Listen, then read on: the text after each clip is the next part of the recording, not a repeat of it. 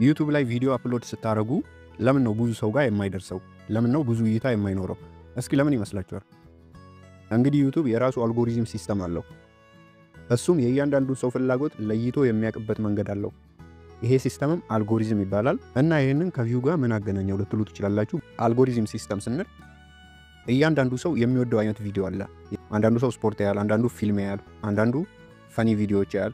እና ዩቲዩብ የትኛው ሰው ነው ፈኒ ቪዲዮ የሚወደው፣ የትኛው ሰው ነው ስፖርት የሚወደው የሚለውን ለይቶ ያውቃል ማለት ነው። አሁን ሁሌ እግር ኳስ የሚከታተል ሰው፣ ስለ እግር ኳስ የተለያዩ መረጃዎችን የሚያይ ሰው ዩቲዩብ ላይ ሲገባ መጀመሪያ የሚመጣለት ቪዲዮ ምንድነው? ስለ ስፖርት ነክ ነገሮች፣ ስለ እግር ኳስ ነው ማለት ነው። ስለዚህ እኛ ዩቲዩብ ላይ ስለ እግር ኳስ ቪዲዮ ሰርተን ብንለቅ እግር ኳስ የሚከታተሉ ሁሉም ሰው ጋር ይደርሳል ማለት ነው ቪዲዮአችን። እሱም እንዴት ነው የሚደርሰው ስንል እኛ ማድረግ ያለብን ነገር አለ። መጀመሪያ ቪዲዮውን አፕሎድ ከማድረጋችን በፊት ይሄንን ማስተካከል አለብን። እንግዲህ ዩቲዩብ ይሄ ቪዲዮ ስለ እግር ኳስ ነው፣ ይሄ ቪዲዮ ድራማ ነው፣ ይሄ ቪዲዮ ስለ ስፖርት ነክ ነገር ነው፣ ይሄ ቪዲዮ አስቂኝ ቪዲዮ ነው ብሎ እንዴት ነው የሚያውቀው ስትሉ እሱም ዩቲዩብ እኛ የሰራነው ቪዲዮ ስለምን እንደሰራን የሚያውቀው በዲስክሪፕሽናችን ነው። ዲስክሪፕሽናችንን ያነብና እኛ ስለ እግር ኳስ ከሰራን እግር ኳስ የሚወዱ ሰዎች ጋር ሁሉ ያደርስልናል ማለት ነው። ስለዚህ ዲስክሪፕሽን በትክክል መጻፍ አለብን እና እኛ የጻፍነውን በአግባቡ ከተረዳ ያንን አይነት ቪዲዮ የሚፈልጉ ሰዎች ጋር ሁሉ ያደርስልናል ማለት ነው። ሁለተኛ ስቴፕ የሚሆነው ደግሞ እኛ የሰራነው ቪዲዮ የደረሳቸው ሰው ሁሉ ቪዲዮን ከፍተው ያያሉ ማለት አይደለም። ቪዲዮን ከፍተው እንዲያዩ ምን ማድረግ አለብን? በጣም አትራክቲቭ ደስ የሚል ተምብናይል ማድረግ አለብን። ተምብናይሉም እኛ ስለሰራነው ቪዲዮ በትንሹም ቢሆን የሚገልጽ መሆን አለበት እና በጣም ደስ የሚል በጣም ባሪፍ ቀለሞች ምናምን የተሰራ ተምብናይል ቢሆን ይመረጣል።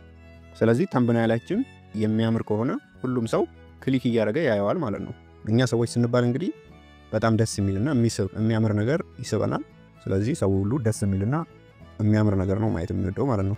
ሶስተኛው ስቴፕ ደግሞ ማለትም ቪዲዮን ክሊክ አድርገው ከከፈቱት በኋላ ከ8 እስከ 10 ሰከንድ ባለው ውስጥ ይሄ ቪዲዮ ደስ ይላል ኦር ደስ አይልም ብለው ይወስናሉ ማለት ነው። እስኪ እናንተ ብትሆኑ የሆነ ቪዲዮ ገና ስትጀምሩ ደባሪ ከሆነ ያን ቪዲዮ ታዩታላችሁ። ስለዚህ ኢንትሮ ግድ ነው ማለት ነው። ኢንትሮ ማለት እንግዲህ በጣም ወሳኝ ነጥብ የምትሏትን ቦታ ቀንጨብ አድርጋችሁ መጀመሪያ ላይ ታስገባላችሁ፣ ወይም በጣም አጓጊ የምትሉት ቦታ ቀንጨብ አድርጋችሁ መጀመሪያ ላይ ታስገባላችሁ ማለት ነው። ከዛ አሪፍ ታይትል ትሰጡታላችሁ ከቪዲዮአችሁ ጋር አንድ ላይ የሚሄድ ታግና ካፕሽንም ማድረግ ግዴታ ነው ማለት ነው። ግን ለዩቲዩብ ቪዲዮ ስትሰሩ መጀመሪያ ምን ማድረግ አለባችሁ? ያንን ልትሰሩት ያሰባችሁትን ቪዲዮ ዩቲዩብ ላይ ሰርች አድርጋችሁ ማየት አለባችሁ። ለምሳሌ ስለ አባይ ግድብ ቪዲዮ ልትሰሩ አሰባችሁ እንበል።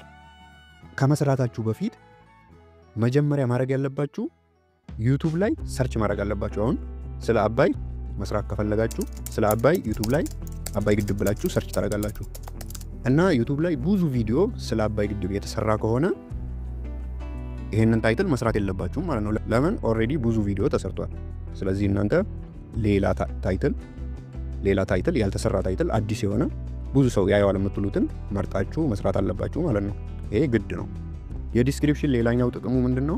የሆነ ሰው ቪዲዮ ሰርች በሚያደርግበት ጊዜ ታይትላችን ላይ ከጻፍነው በተጨማሪ ዲስክሪፕሽን ውስጥ የጻፍነውን ዩቲዩብ በማየት ቪዲዮአችን በቀላሉ ቫይራል እንዲወጣ ያደርግልናል ማለት ነው። የሆነ ሰው ዩቲዩብ ላይ ሰርች ሲያደርግ ወይ ከታይትሉ ወይ ደግሞ ከዲስክሪፕሽን ነው ማለት ነው ቪዲዮውን የሚያገኘው።